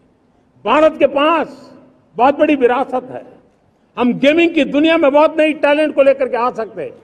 विश्व के हर बच्चे को हमारे देश के बनी हुई गेमिंग की ओर आकर्षित कर सकते हैं। मैं चाहता हूं कि भारत के बच्चे भारत के नौजवान, भारत के आईटी प्रोफेशनल्स, भारत के एआई के प्रोफेशनल्स, वे गेमिंग की दुनिया को लीड करें। खेलने में नहीं, गेमिंग की दुनिया में हमारे प्रोडक्ट पूरे विश्व में पहुंचने चाहिए और पूरी दुनिया में हमारे एनिमेटर्स काम कर सकते हैं। एनिमेशन की दुनिया में हम अपनी दाग जमा सकते हैं। हम उस दिशा में काम करें। मेरे प्यारे देशवासियों, आज विश्व के अंदर ग्लोबल वार्मिंग, क्लाइमेट चेंज हर क्षेत्र में चिंता और चर्चा का विषय रहता है। भारत ने उस दिशा में काफी कदम उठाए हैं। हम विश्व को आश्वस्त करते रहे हैं और शब्दों से नहीं, अपने कार्यों से, प्राप्त परिणामों से हमने विश्व को आश्वस्त भी किया है और विश्व को आश्चर्यचकित भी किया है। हम ही हैं जिन्होंने सिंगल यूज प्लास्टिक पर प्रतिबंध लगाया है। हमने रिन्यूएबल एनर्जी पर विस्तार किया है। हमने रिन्यूएबल एनर्जी को एक नई ताकत दी है। आने वाले कुछ वर्षों में हम नेट जीरो फ्यूचर की ओर आगे बढ़ रहे हैं। मुझे याद है पेरिस एकॉर्ड में जिन देशों ने अपने लक्ष्य निर्धारित किए थे, आज मैं लाल किले की प्राचीर से मेरे देशवासियों की ताकत दुनिया को बताना चाहता हूं। G20 देश के समूह जो नहीं कर पाए, वो मेरे देश के नागरिकों ने करके दिखाया है। मेरे देशवासियों ने करके दिखाया है। हिंदुस्तान ने करके दिखाया है। पेरिस एकॉर्ड के अंदर जो टारगेट हमने तय किए थे, उन टारगेट को समय से पहले पूरा करने वाला G20 देशों के समूह में अगर कोई है तो एकमात्र मेरा हिंदुस्तान है, एकमात्र मेरा भारत है। और इसलिए गर्व होता है साथियों। रिन्यूएबल एनर्जी के टारगेट हमने पूरे, हम 2030 तक रिन्यूएबल एनर्जी को 500 गीगावाट तक ले जाने के लिए मकसद से काम कर। आप कल्पना कर सकते हैं कि कितना बड़ा लक्ष्य है। दुनिया के लोग सिर्फ 500 गीगावाट शब्द सुनते हैं ना, तो मेरी तरफ ऐसे ऐसे देखते हैं। लेकिन आज मैं विश्वास से कह रहा हूं देशवासियों को कि इस लक्ष्य को भी हम पूरा करके रहेंगे और ये मानव जाति की भी सेवा करेगा, हमारे भविष्य की भी सेवा करेगा, हमारे बच्चों के उज्जवल भविष्य की गारंटी बनेगा। हमने 2030 तक हमारी रेलवे को नेट जीरो एमिशन का लक्ष्य लेकर के हम चल रहे हैं। साथियों, पीएम सूर्य घर मुफ्त बिजली योजना उसको एक नई ताकत देने वाली है और ये बदलाव का फल मेरे देश के सामान्य परिवार को मिला, विशेष करके मेरे मध्यम वर्ग को मिलेगा जब उसका बिजली का बिल मुक्त हो जाएगा। इलेक्ट्रिक व्हीकल, उसकी मांग बढ़ती जा रही है। जब पीएम सूर्य घर योजना से वो बिजली उत्पादन करता है सूर्य से, तो उसका व्हीकल का प्रवास का खर्चा भी वो कम कर सकता है। साथियों, हम ग्रीन हाइड्रोजन मिशन लेकर के एक ग्लोबल हब बनना चाहते हैं। बहुत तेजी से नीतियां बनाई गई है, बहुत तेजी से उसका इम्प्लीमेंटेशन का काम हो रहा है और भारत ग्रीन हाइड्रोजन एक न्यू एनर्जी की दिशा में हम जाना चाहते हैं। और ये सारे जो प्रयास चल रहे हैं, क्लाइमेट की चिंता तो है ही है, ग्लोबल वार्मिंग की चिंता है, लेकिन इसके अंदर ग्रीन जॉब्स की बहुत बड़ी संभावना है और इसलिए आने वाले कालखंड में ग्रीन जॉब्स का महत्व बढ़ता है। तो उसको सबसे पहले कैप्चर करने के लिए, मेरे देश के नौजवानों को अवसर देने के लिए और ग्रीन जॉब्स के लिए एक बहुत बड़ा क्षेत्र को बढ़ावा दे रहे हैं। मेरे प्यारे देशवासियों, आज हमारे साथ इस तिरंगे झंडे के नीचे वो नौजवान बैठे हैं जिन्होंने ओलंपिक की दुनिया में भारत का परचम लहराया। मैं मेरे देश के सभी एथलीट्स को, मेरे देश के सभी खिलाड़ियों को 140 करोड़ देशवासियों की तरफ से बधाई देता हूं और हम नए सपने, नए संकल्प, अत्यंतिक पुरुषार्थ के साथ नए लक्ष्यों को हासिल करने के लिए आगे बढ़ेंगे। ऐसा मैं विश्वास के साथ उनको शुभकामनाएं भी देता हूं। आने वाले कुछ दिनों में भारत के एक बहुत बड़ा दस्ता पैरालंपिक के लिए पेरिस जाने के लिए रवाना होगा। मैं मेरे सभी पैरालंपिक खिलाड़ियों को भी हृदय से बहुत बहुत शुभकामनाएं देता हूं। साथियों, भारत ने G20 को ऑर्गेनाइज किया, हिंदुस्तान के अनेक शहरों में ऑर्गेनाइज किया, 200 से ज्यादा इवेंट किए। पूरे विश्व में G20 का इतना बड़ा व्याप, इतना बड़ा कार्यक्रम कभी नहीं हुआ, इस बार हुआ। इसने एक बात सिद्ध कर दी है कि भारत में बड़े से बड़े कार्यक्रम ऑर्गेनाइज करने की ताकत है। भारत को किसी कोई भी हॉस्पिटैलिटी का सामर्थ्य भारत में सबसे ज्यादा है। अगर ये सिद्ध हो चुका है तो साथियों, हिंदुस्तान का सपना है कि 2036 में जो ओलंपिक होगा वो मेरे हिंदुस्तान की धरती पर हो। इसके लिए हम तैयारी कर रहे हैं, उसके लिए हम आगे बढ़ेंगे। साथियों, समाज के आखिरी तबके के जो लोग हैं, ये हमारा सामाजिक दायित्व है। अगर कोई पीछे रह जाते हैं तो हमारी आगे बढ़ने की गति कम कर देता है, और इसलिए हम आगे बढ़ना चाहते हैं तो भी सफलता तब मिलती है पीछे वाले को भी साथ साथ आगे ले आए। और इसलिए हम सबका दायित्व बनता है कि हमारे समाज में आज भी जो क्षेत्र पीछे रह गए हैं, जो समाज पीछे रह गए हैं, जो लोग पीछे रह गए हो, हमारे छोटे छोटे किसान हो, हमारे जंगलों में रहने वाले मेरे आदिवासी भाई बहन हो, हमारी माताएं बहनें हो, हमारे मजदूर हो, हमारे श्रमिक साथी हो, हमारे कामगार लोग हो, इन सबको हमें बराबरी में लाने के लिए, हमारे बराबर लाने के लिए भरपूर प्रयास करना है। लेकिन अब गति पकड़ गई है, अब लंबे दिन तक हमें वो करना नहीं पड़ेगा, बहुत जल्द वो हमारे पास पहुंच जाएंगे, हमारी बराबरी में आ जाएंगे, हमारी ताकत बहुत बढ़ जाएगी, और बड़ी संवेदना के साथ हमें इस काम को करना है। और इसके लिए एक बहुत बड़ा अवसर आ रहा है। मैं मानता हूं संवेदनशीलता की दृष्टि से इससे बड़ा अवसर क्या हो सकता है। हमें पता है 1857 के स्वतंत्रता संग्राम के पहले भी अंग्रेजों के नाक को दम करने वाला हमारा देश का एक आदिवासी युवक था। 20-22 साल की उम्र में उसने अंग्रेजों के नाक को दम ला दिया था, जिसको आज भगवान बिरसा मुंडा के रूप में लोग पूजा करते हैं। भगवान बिरसा मुंडा की 150वीं जयंती आ रही है। ये हम सबके लिए प्रेरणा का कारण बने। समाज के प्रति छोटा व्यक्ति भी देश के लिए कैसी जज्बात रखता है, उससे बड़ी प्रेरणा भगवान बिरसा मुंडा से अधिक कौन हो सकता है। आइए हम भगवान बिरसा मुंडा की 150वीं जयंती जब मनाएं, संवेदनशीलता का हमारा व्याप बढ़े, समाज के प्रति हमारा ममभाव बने।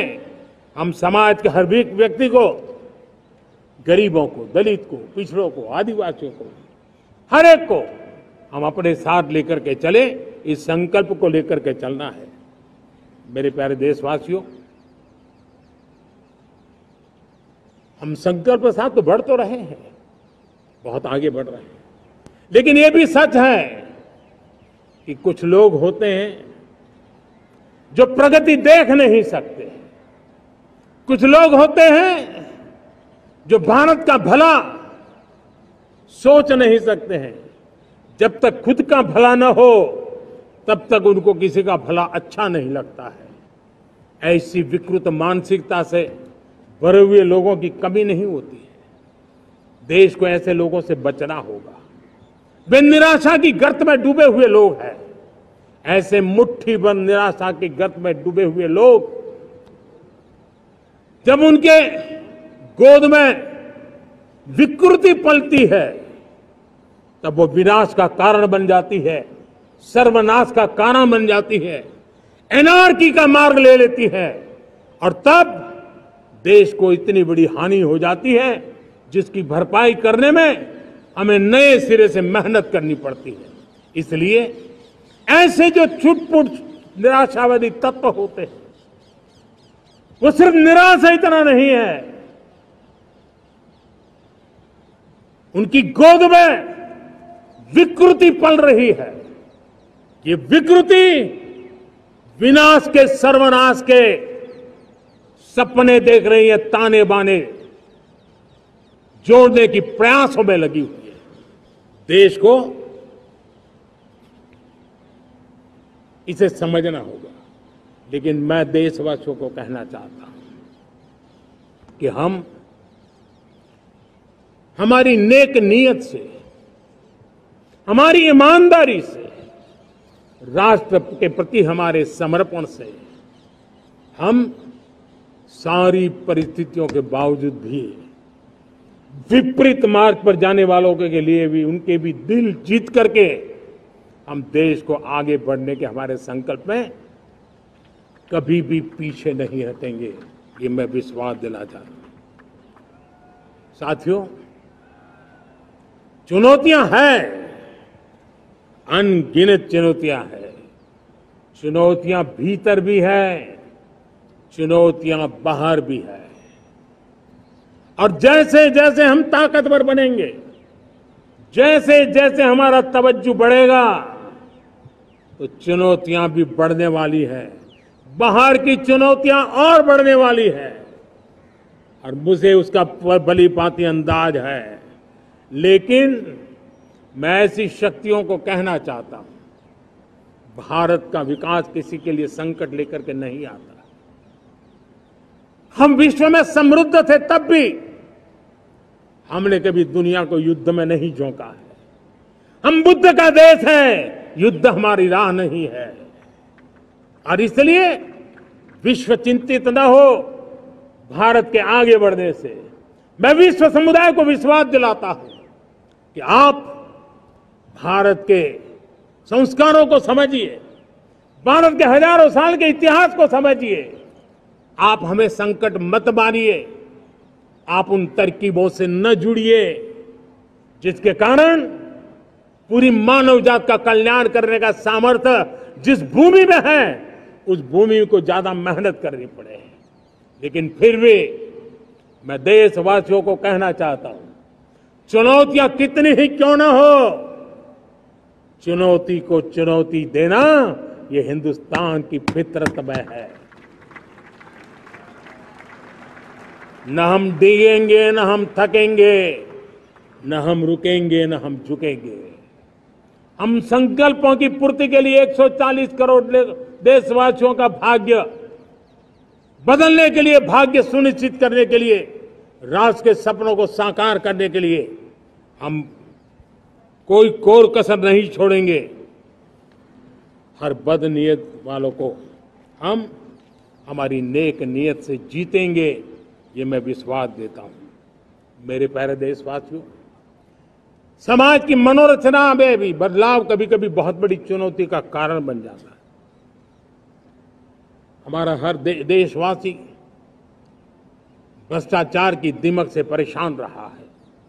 हर स्तर के भ्रष्टाचार ने सामान्य मानवीय का व्यवस्थाओं के प्रति विश्वास तोड़ दिया है। उसको अपनी योग्यता, क्षमता का प्रति अन्याय की जो गुस्सा होता है, वो राष्ट्र की प्रगति में नुकसान करता है। और इसलिए हमने व्यापक रूप से भ्रष्टाचार के खिलाफ एक जंग छेड़ा है। मैं जानता हूं इसकी कीमत मुझे चुकानी पड़ती है, मेरी प्रतिष्ठा को चुकानी पड़ती है, लेकिन राष्ट्र से बड़ी मेरी प्रतिष्ठा नहीं हो सकती है, राष्ट्र के सपनों से बड़ा मेरा सपना नहीं हो सकता। और इसलिए ईमानदारी के साथ भ्रष्टाचार के खिलाफ मेरी लड़ाई जारी रहेगी, तीव्र गति से जारी रहेगी और भ्रष्टाचारियों पर कार्रवाई जरूर होगी। मैं भ्रष्टाचारियों के लिए भय का वातावरण पैदा करना चाहता हूं, ताकि देश के सामान्य नागरिक को लूटने की जो परंपरा बनी है, उस परंपरा को मुझे रोकना है। लेकिन सबसे बड़ी नई चुनौती आई, भ्रष्टाचारियों से निपटना तो है ही, लेकिन समाज जीवन में उच्च स्तर पर एक जो परिवर्तन आया है, वो सबसे बड़ी चुनौती भी है और एक समाज के लिए सबसे बड़ी चिंता भी है। क्या कोई कल्पना कर सकता है कि मेरे ही देश में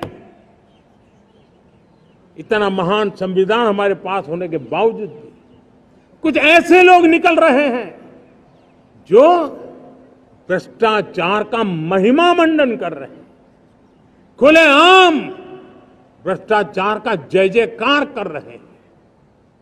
समाज में इस प्रकार के बीज बोने का जो प्रयास हो रहा है, भ्रष्टाचार का जो महिमा मंडन हो रहा है, भ्रष्टाचारियों की स्वीकार्यता बढ़ाने का जो निरंतर प्रयास चल रहा है, वो स्वस्थ समाज के लिए बहुत बड़ी चुनौती बन गया है, बहुत बड़ी चिंता का विषय बन गया है। भ्रष्टाचारियों के प्रति समाज में दूरी बनाए रखने से ही किसी भी भ्रष्टाचारी को उस रास्ते पर जाने से डर लगेगा। अगर उसका महिमा मंडन होगा तो जो आज भ्रष्टाचार नहीं करता है उसको भी लगता है कि ये तो समाज में प्रतिष्ठा का रंग बन जाता है, उस रास्ते में जाने में बुरा नहीं है। मेरे प्यारे देशवासियों, बांग्लादेश में जो कुछ भी हुआ है उसको लेकर पड़ोसी देश के नाते चिंता होना, मैं इसको समझ सकता हूं। मैं आशा करता हूं कि वहां पर हालात जल्द ही सामान्य होंगे।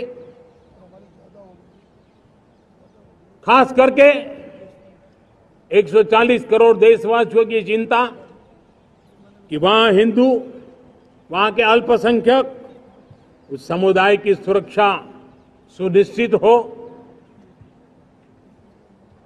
भारत हमेशा चाहता है कि हमारे पड़ोसी देश सुख और शांति के मार्ग पर चले।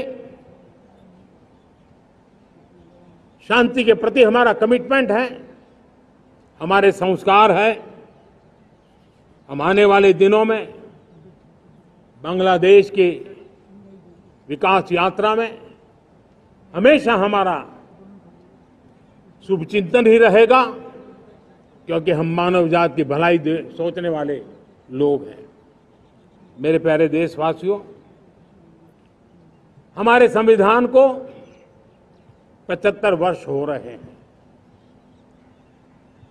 भारत के संविधान के 75 वर्ष की यात्रा देश को एक बनाना, देश को श्रेष्ठ बनाने में बहुत बड़ी भूमिका रही है। भारत के लोकतंत्र को मजबूती देने में हमारे देश के संविधान की बहुत बड़ी भूमिका रही। हमारे देश के दलित, पीड़ित, शोषित, वंचित को सुरक्षा देने का बहुत बड़ा काम हमारे संविधान ने किया है। अब जब संविधान के 75 वर्ष हम मनाने जा रहे हैं, तब हम देशवासियों ने संविधान में निर्दिष्ट कर्तव्य के भाव पर बल देना बहुत जरूरी है। और जब मैं कर्तव्य की बात करता हूं, तब मैं सिर्फ नागरिकों पर बोझ बनाना नहीं चाहता। कर्तव्य केंद्र सरकार के भी है, कर्तव्य केंद्र सरकार के हर मुलाजिम के भी है, कर्तव्य राज्य सरकारों के भी है, राज्य सरकार के हर मुलाजिम के है, कर्तव्य हर स्थानीय स्वराज संस्था के हैं, चाहे पंचायत हो, नगर पालिका हो, महानगर पालिका हो, तहसील हो, जिला हो, हर किसी के कर्तव्य है। लेकिन साथ साथ 140 करोड़ देशवासियों की कर्तव्य है। अगर हम सब मिल करके अपने कर्तव्यों का निर्वाह करेंगे तो हम अपने आप औरों के अधिकारों की रक्षा करने के लिए निमित्त बनेंगे। और जब कर्तव्य का पालन होता है तब अधिकारों की रक्षा निहित होती है, उसके लिए कोई अलग से प्रयास करने की जरूरत नहीं पड़ जाती है। मैं चाहता हूं कि हमारे इस भाव को लेकर के हम चलेंगे, हमारा लोकतंत्र भी मजबूत होगा, हमारा सामर्थ्य और बढ़ेगा और हम एक नई शक्ति के साथ आगे बढ़ेंगे। मेरे प्यारे देशवासियों, हमारे देश में सुप्रीम कोर्ट ने बार बार यूनिफॉर्म सिविल कोड को लेकर जो चर्चा की है, अनेक बार आदेश दिए हैं, क्योंकि देश का एक बहुत बड़ा वर्ग मानता है और उसमें सच्चाई भी है कि जिस सिविल कोड को हम लेकर के जी रहे हैं, वो सिविल कोड सचमुच में तो एक प्रकार का कम्युनल सिविल कोड है, भेदभाव करने वाला सिविल कोड है। ऐसे सिविल कोड से जब संविधान के 75 वर्ष मना रहे हैं और संविधान की भावना भी जो हमें कहती है करने के लिए, देश की सुप्रीम कोर्ट भी हमें कहती है करने के लिए, और तब जो संविधान निर्माताओं का सपना था, उस सपने को पूरा करना हम सबका दायित्व है। और मैं मानता हूं इस गंभीर विषय पर देश में चर्चा हो, व्यापक चर्चा हो, हर कोई अपने विचारों को लेकर के आए और उन कानूनों को, जो कानून धर्म के आधार पर देश को बांटते, जो ऊंच नीच का कारण बन जाते हैं, ऐसे कानूनों को आधुनिक समाज में कोई स्थान नहीं हो सकता है। और इसलिए मैं तो कहूंगा अब समय की मांग है कि देश में एक सेकुलर सिविल कोड हो। हमने कम्युनल सिविल कोड में 75 साल बिताए हैं, अब हमें सेक्युलर सिविल कोड की तरफ जाना होगा और तब जाकर के देश में धर्म के आधार पर जो भेदभाव हो रहे हैं, सामान्य नागरिक को जो दूरी महसूस होती है, उससे हमें मुक्ति मिलेगी। मेरे प्यारे देशवासियों, जब मैं देश में एक चिंता हमेशा कहता हूं, परिवारवाद, जातिवाद भारत के लोकतंत्र को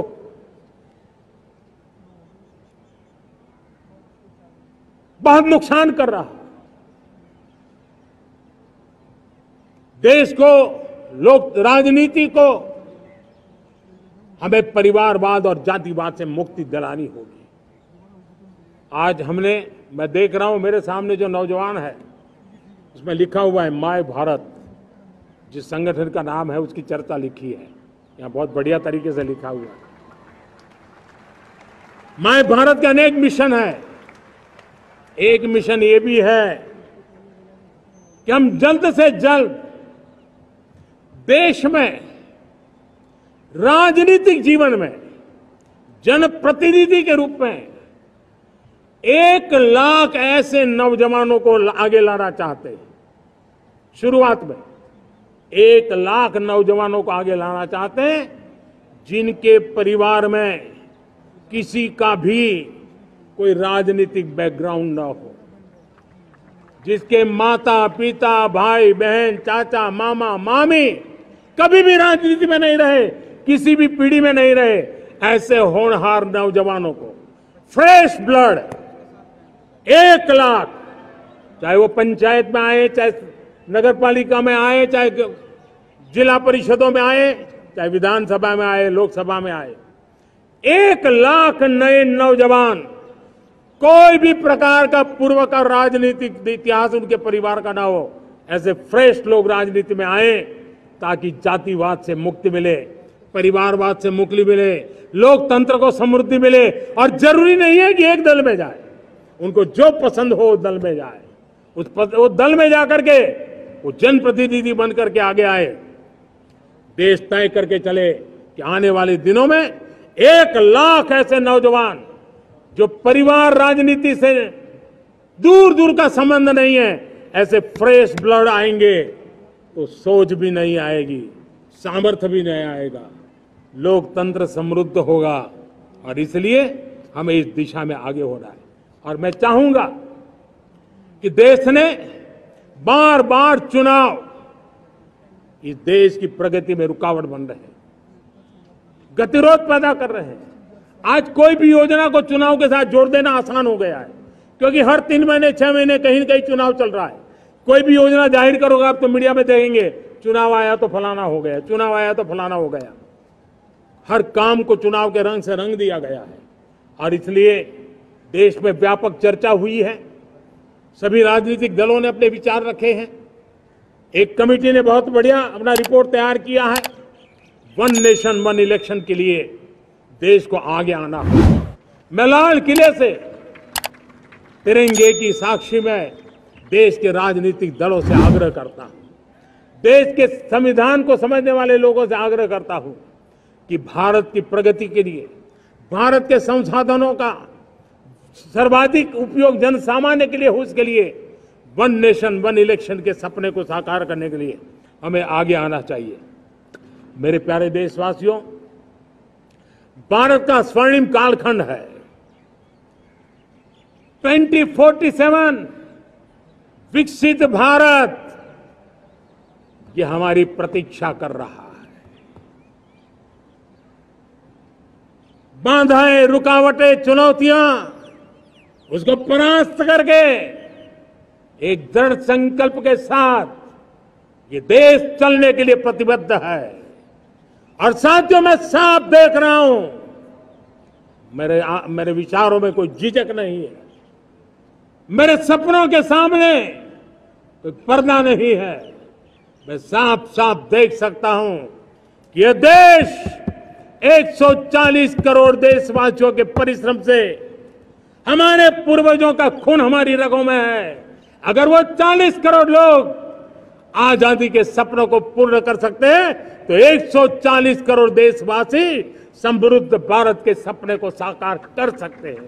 140 करोड़ देशवासी विकसित भारत के सपने को साकार कर सकते हैं। और मैंने पहले भी कहा था कि मेरे तीसरे टर्म में देश तीसरी इकोनॉमी तो बनेगा ही, लेकिन मैं 3 गुना काम करूंगा, 3 गुना तेज गति से काम करूंगा, 3 गुना व्यापकता से काम करूंगा, ताकि देश के लिए जो सपने हैं वो बहुत निकट में पूरे हो। मेरा हर पल देश के लिए है, मेरा हर क्षण देश के लिए है, मेरा कण कण सिर्फ और सिर्फ मां भारती के लिए है।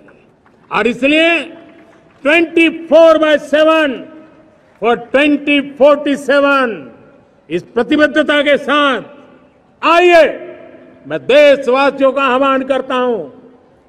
हमारे पूर्वजों ने जो सपने देखे थे उन सपनों को हम संकल्प बनाए, अपने सपनों को जोड़े, अपने पुरुषार्थ को जोड़े और 21वीं सदी जो भारत की सदी है उस सदी में स्वर्णिम भारत बना के रहें, उसी सदी में हम विकसित भारत बना के रहें और उन सपनों को पूरा करते हुए आगे बढ़े। और स्वतंत्र भारत 75 साल की यात्रा के बाद एक नए मुकाम पर बढ़ रहा है, तब हम कोई कोर कसर न छोड़े। और मैं आपको विश्वास दिलाता हूं, आपने मुझे जो दायित्व दिया है मैं कोई कोर कसर नहीं छोड़ूंगा। मैं मेहनत में कभी पीछे नहीं रहूंगा, मैं साहस में कभी कतराता नहीं हूं, मैं चुनौतियों से कभी टकराते से डरता नहीं हूं। क्यों? क्योंकि मैं आपके लिए जीता हूं, मैं आपके भविष्य के लिए जीता हूं, मैं आप भारत माता के उज्जवल भविष्य के लिए जी रहा हूं। और उस सपनों को पूरा करने के लिए आज राष्ट्र ध्वज के छाया में, तिरंगे की छाया में दृढ़ संकल्प के साथ हम आगे बढ़े। इसी के साथ मेरे साथ बोलिए, भारत माता की, भारत माता की, भारत माता की, वंदे वंदे वंदे वंदे। जय हिंद, जय हिंद, जय हिंद। गरजा हिंदुस्तान चॅनलला सबस्क्राईब करा आणि ताज्या घडामोडी जाणून घेण्यासाठी बेल आयकॉनवर प्रेस करा.